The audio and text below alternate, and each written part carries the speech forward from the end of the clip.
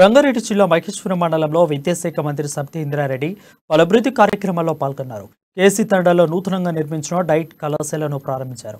ముఖ్యమంత్రి కేసీఆర్ విద్యకు అధిక ప్రాధాన్యత ఇస్తూ అనేక కార్యక్రమాలు చేపడుతున్నారని, అయినప్పటికీ ప్రతిపక్షాలు కేసీఆర్పై విమర్శలు చేస్తున్నారని మంత్రి మండిపడ్డారు. విదేశీ విద్యా కళను సాకారం చేసిన ఘనత ముఖ్యమంత్రి కేసీఆర్కే దక్కుతుందని అన్నారు.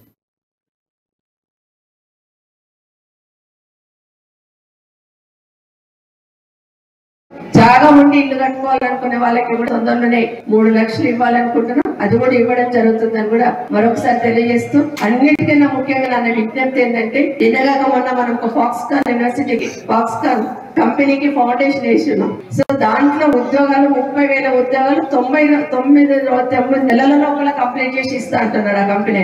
9 నెలల లోపల 30,000 ఉద్యోగాలు కావాలంటే ఆ 30,000 ఉద్యోగాలకు సంబంధించి కనీసం ఒక 5-10 వేలైనా మన దగ్గరికి రావాలి కదా.